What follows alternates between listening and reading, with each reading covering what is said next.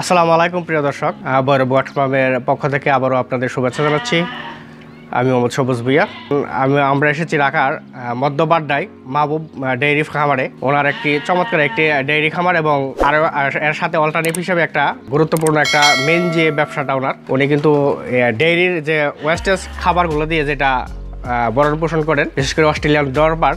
এখানে কিন্তু আপনাদের আমি অস্ট্রেলিয়ান ডরবারগুলো পরিচয় করে দিব। এবং উনি যেহেতু এখানে আমি আসার পর থেকে জানতে পারলাম মাহবুব ভাই প্রায় 12 বছর যাবৎ এই ডরপার এবং গরু পালন করেন।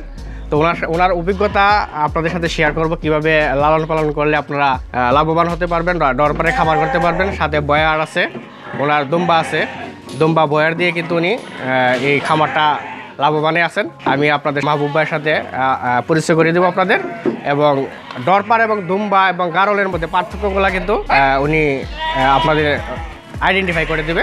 এখন আমরা চলে যাব মাহবুব ভাইয়ের সাথে এই বিষয়ে কথা বলার জন্য। আসসালামু আলাইকুম মাহবুব ভাই। ওয়ালাইকুম আসসালাম, কেমন আছেন? আলহামদুলিল্লাহ ভালো, আপনি ভালো আছেন? এই তো আছি আলহামদুলিল্লাহ। তো আপনার খামারটা আপনি কত সালে প্রতিষ্ঠিত করেন? এইটা আপনার 2008-এর দিকে। 2008-এর দিকে? জি, প্রায় 12 বছর। 12 বছর। প্রথম কি আপনি কি দিয়ে শুরু করেন খামারটা?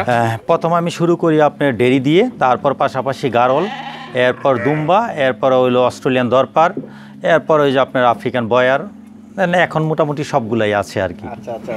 তো প্রথম দুম্বা বা গারল দিয়ে শুরু করেন? জি, প্রথম গারল দিয়ে। কতটি গারল দিয়ে শুরু করেছেন? 4টা দিয়ে শুরু করেছিলাম, 4 পিস। আচ্ছা, তারপর কি এগুলা থেকে ব্রিডিং করা হয়েছে নাকি কিনা?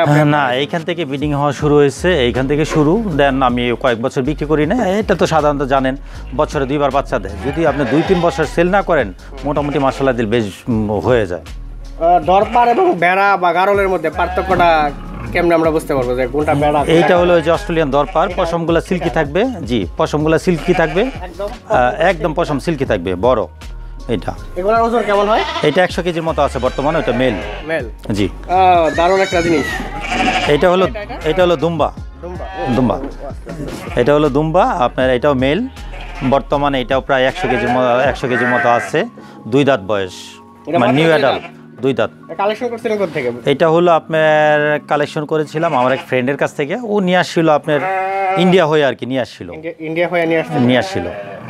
খাবার কি দেন? আমি ডেয়ারি ফার্মের পাশাপাশি খাবারটা দিই তো, অল্টারনেটিভ ডেয়ারি ফার্মের। এই ডেয়ারি ফার্মের গরুর গাছটা, গরুর খড়, আপনার যেমন গরুর ভুসিটা, যেমন যেগুলো থেকে যায় হাউসে খাওয়ার পরে অবশিষ্ট, সেইটা এদেরকে দিয়ে দিই। এগুলা খাওয়াই কি ওদের পুষ্টিকর সম্পন্ন হয়? পুষ্টিকর হয়, তারপরেও যদি প্রপারলি আপনার গাছটা দেওয়া যায় তাহলে আর ভালো। কিন্তু এটা ঢাকা তো, এটা ঢাকাতে সম্ভব হয় না, গাছ চাষ বা সিটা হয় না। তো যে পুষ্টির চাহিদাটা ওইটা ডেয়ারি সেক্টরে যে পাশাপাশি থাকে, ওইটাতে আপনার বিভিন্ন ধরনের দানাদার খাবারটা থাকে। তো যতটুকু সম্ভব ওই খাবারটা দিলে মোটামুটি হয়ে যায়। তো আপনি তো 3টা প্রজাতি নিয়ে কাজ করতেছেন? 3টা না 4টা। এর মধ্যে আপনার কোনটা সবচেয়ে বেশি কমফোর্টেবল মনে হয়, মানে অসুখ বেশি কম হয়, আপনার লাভবান মনে হচ্ছে? আপনার লাভবান হইলো আপনার দরপারে লাভবানটা বেশি। দরপার, দুম্বা, আফ্রিকান বয়ার, এটা লাভজনক বেশি। কেন এটাতে আপনার দেখা যায় খাবার তো সেম, তো এটাতে আপনার ইনভেস্টটা একটু বেশি হয়, কিন্তু প্রফিটটাও একটু বেশি হয়, একটু বেশি। আপনার দরপারটা চাহিদাটা বেশি।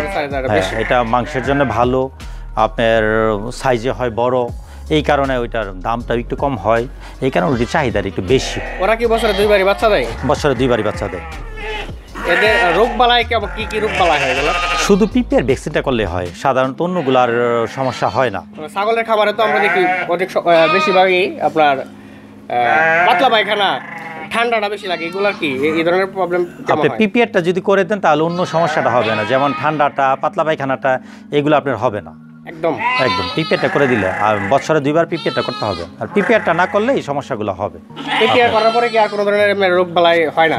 না, লাইভ জিনিস তো হতে পারে, যেমন জ্বর, ঠান্ডা, পাতলা পায়খানা হতে পারে, এটা সাময়িকভাবে আপনার হতে পারে, কিন্তু এটা নর্মাল ট্রিটমেন্ট দিলে এটা ঠিক হয়ে যায়।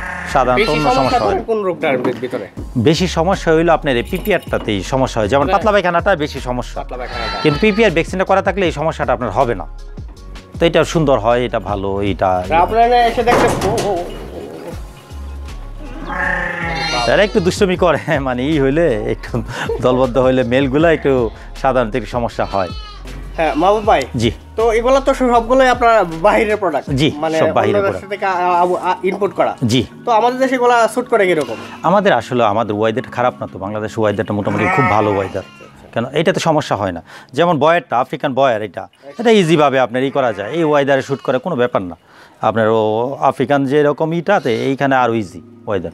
অস্ট্রেলিয়ান দরপারটা একটুই হয়, অস্ট্রেলিয়াতে একটুই থাকে, এইখানে একটু গরম থাকে, কিন্তু এটার সাথে অ্যাডজাস্ট হয়ে গেছে তো এখন আর সমস্যাটা হয় না, করে নিচ্ছি এই ওয়েদারে, এখন আর সমস্যা হচ্ছে না। এখন এই যে আপনার অ্যাভেলেবেল বাচ্চা দিচ্ছি হচ্ছে, কোনো সমস্যা হচ্ছে না সাধারণত।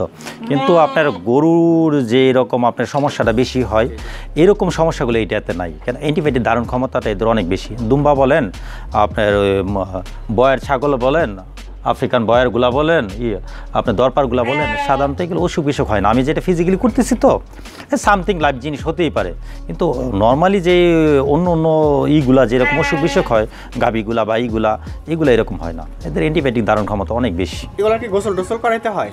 গোসল করাইতে পারলে ভালো, 1 সপ্তাহ 10 দিন করাই পর পর যদি গোসল করানো যায় তাহলে খুব ভালো থাকে। মানে আমারটা ওইভাবে সম্ভব হয় না, কেন প্রায় মিনিমাম কতদিন? নর্মালি আমি যদি ওইটা সম্ভব না হয় 1 মাস পর পর করাই, কিন্তু এখন ঠান্ডার কারণে আপনার প্রায় 2.5 মাস ধরে গোসল করাই না। এই দেখতেছেন না সবগুলো ময়লা, 2.5 মাস ধরে গোসল করানো হয় না, এখন করাই দিবে আর কি। ওদের লোম কাটা কিভাবে কাটেন, বা লোম কাটতে হয় না? এগুলো তো দেখা যায় আপনার দরপারগুলা করতে হয় না, আফ্রিকানগুলা আর অস্ট্রেলিয়ান দরপারগুলা এগুলো অটো পশমটা জোরে যায়, আপনার একদিক দিয়ে জোরে যাবে, একদিক দিয়ে উঠবে। আর গারুলটা এটা কেটে দিতে হয়, গারুলটা এটা কাটতে হয়, এটা কেটে দেয়, ওই মেশিনে কেটে দেয় আপনার 6 মাস পর পর পশমটা কেটে দিলে গরম আসলে কেটে দিবে। এই যে এখন গরম আসতেছে, এখন কেটে দিবে। কাটা কোনো প্রয়োজন হয় না, এটা কাটা প্রয়োজন হয় না, এটা আপনার অটো জোরে যাবে। এই যে আপনি এখানে দেখতেছেন বেশ কিছু আপনি 50% এমনিতে অটো জোরে গেছে, আর কিছু আছে এটাও জোরে যাবে, তো এটাতে সমস্যা হয় না। আচ্ছা, আরেকটা জিনিস আমরা যেটা লক্ষ্য করি, অনেকে দিয়ে আপনার ওই দুম্বা দিয়া গারলের অথবা ডরপারের ক্রস করা, এটা কি পসিবল? জি, এটা সম্ভব। এটা আপনি প্র্যাকটিক্যালি করছেন? অনেকের কাছে শুনি এটা না পসিবল না, পাঠা উঠে না, এই ধরনের এটা হয়তোবা সে জানে না, এই কারণে সে বলছে, হয়তোবা অনেক অভিজ্ঞতা না থাকতে পারে, বা ফিজিক্যালি করে নাই, যা শুনেছে এর জন্য বলছে। আমার এখানে প্র্যাকটিক্যালি করা আছে, আপনি চাইলেও দেখতে পারবেন এখানে। জি আসেন, আমি দেখাচ্ছি।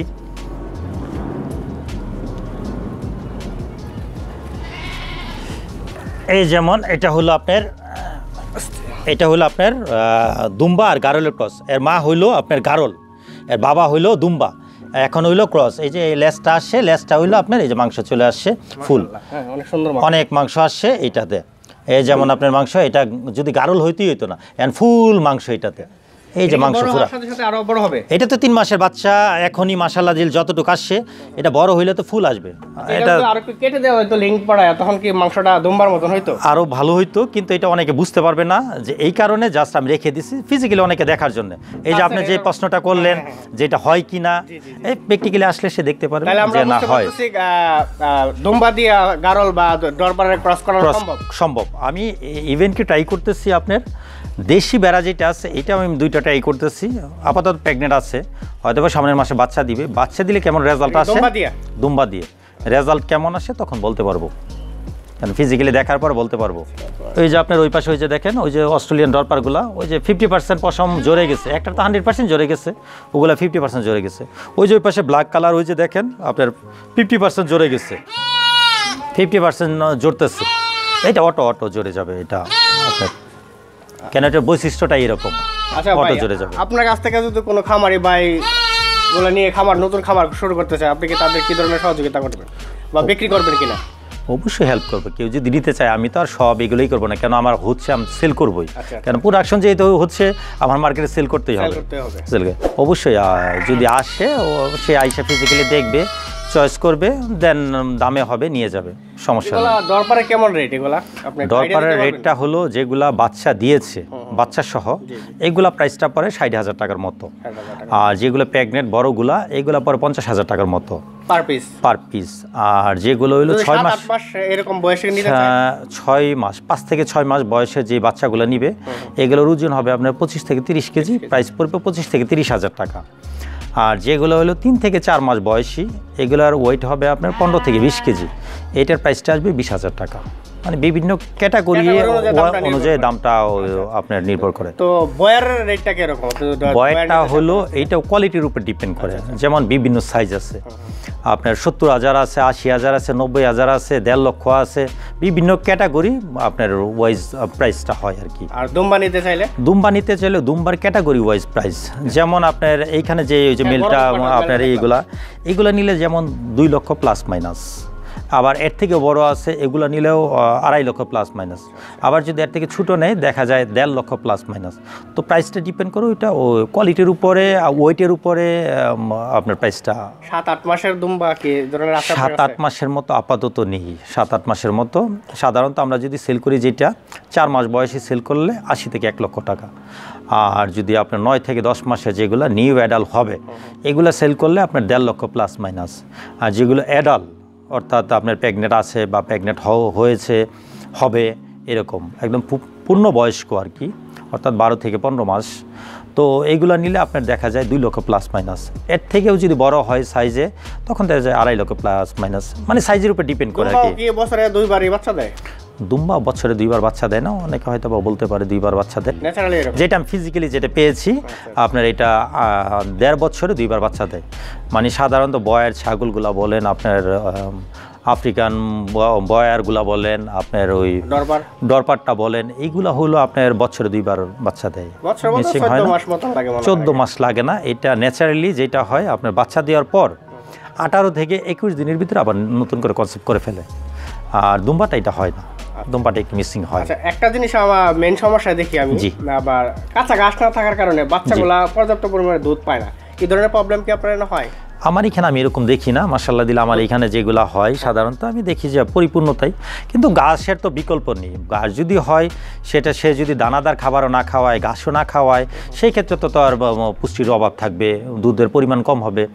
কিন্তু যদি আপনার ঘাসের অল্টারনেটিভ যদি হয়, দানাদারটা আপনি একটু দেন ভালো, বা পাশাপাশি তো ডেয়ারি সেক্টরে যেগুলো আমরা খাওয়াই ক্যালসিয়াম, ভিটামিন, এগুলো যদি আপনার পাশাপাশি দেন তাহলে সমস্যা হবে না আশা করি।